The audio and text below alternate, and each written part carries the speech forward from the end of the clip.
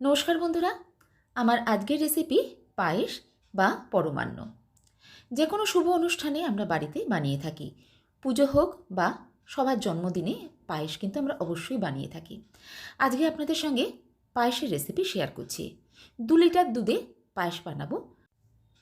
সঙ্গে থাকবে চালের সঠিক পরিমাপ আর কতটা চিনি দিলে একদম পারফেক্ট মিষ্টি হবে, আর কীভাবে বানালে এই পায়েসটাই হবে সবচেয়ে উপাদেয়।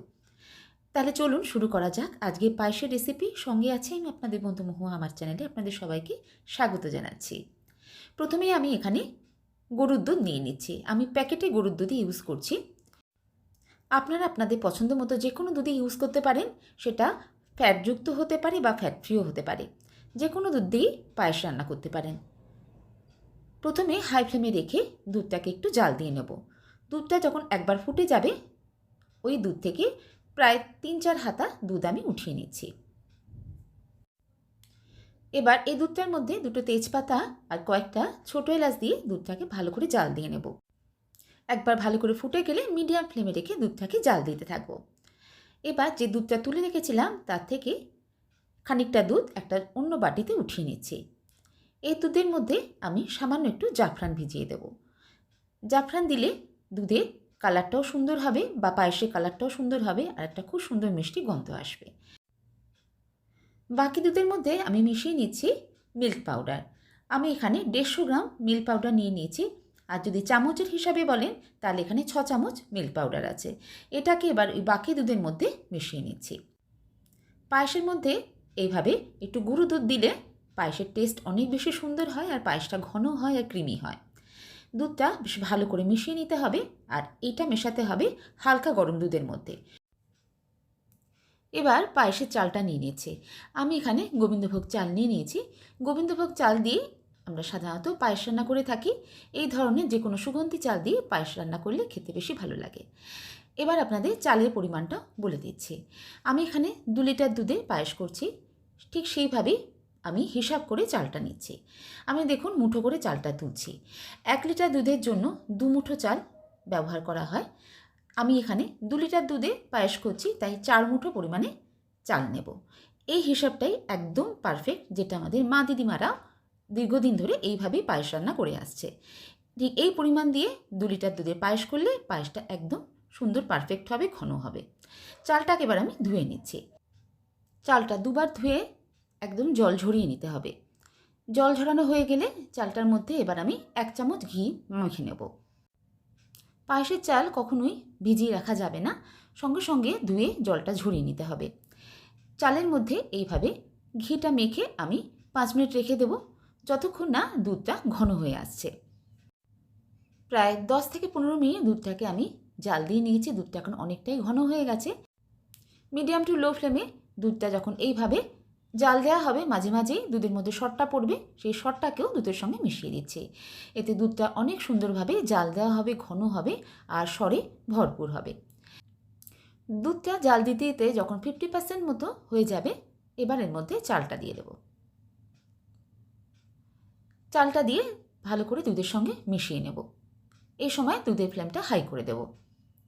ঘি দিয়ে চালটাকে মেখে রাখলে চাল একদমই দুধের মধ্যে ডালা পাকাবে না। শুধুমাত্র জলে ধুয়ে চালটা দিলে অনেক সময় চালটা এভাবে ডেলা পাকিয়ে যায়। ভালো করে মিশিয়ে দিয়ে এবার হাই ফ্লেমে রেখে চালটাকে সিদ্ধ করে নেব। 5 মিনিট রান্না করে নেওয়ার পরে এবার এর মধ্যে গুঁড়ো দুধের মিশ্রণটা দিয়ে দিলাম। আরও খানিকক্ষণ রান্না করে নেব, যতক্ষণ না চালটা সম্পূর্ণ সিদ্ধ হয়ে যাচ্ছে। দুধটা এখন আরও অনেক ঘন হয়ে গেছে, আর চালটাও দেখুন সিদ্ধ হয়ে গেছে।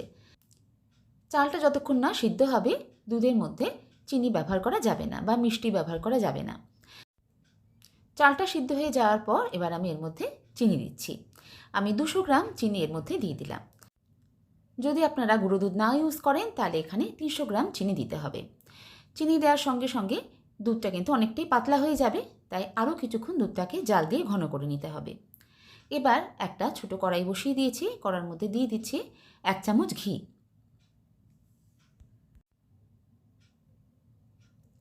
ঘিটা গলে গেলে এতে কাজু আর কিশমিশটা ভেজে নেব। কাজু খানিকটা ভাজা হয়ে যাওয়ার পরে কিশমিশটা দিলাম। কিশমিশটা আমি জলে ধুয়ে একটু ভিজিয়েও রেখেছিলাম। কিশমিশ তাড়াতাড়ি ভাজা হয়ে যায়, আর বেশি ভাজা হয়ে গেলে কিশমিশটা খেতে ভালো লাগবে না, তাই একটু শেষের দিকে কিশমিশটা দিতে হবে। পায়েসের মধ্যে নামাবার আগে দিয়ে দিচ্ছি ছোট এলাচের গুঁড়ো। কেশর ভেজানো দুধটাও এই সময় দিয়ে দেব।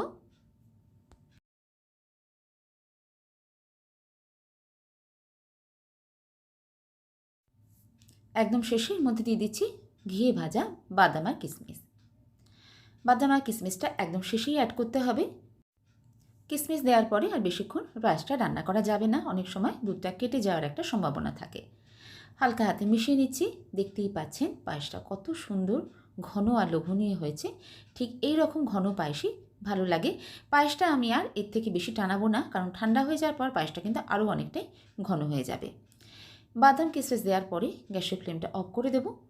পায়েস এখন একদম রেডি সার্ভ করার জন্য। বানিয়ে নিলাম আমাদের সবার অতি প্রিয় মিষ্টি বা মিষ্টান্ন বা পরমান্ন পায়েস। আমরা সবাই নিজের বাড়িতে নিজের মতো করে পায়েস রান্না করে থাকি।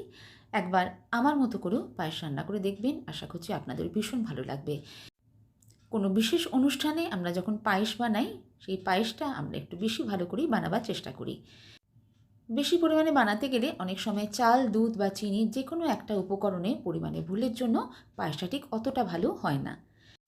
সঠিক পরিমাপ সহ বানালে পায়েস হবে এরকম উপাদেয় আর লোভনীয়।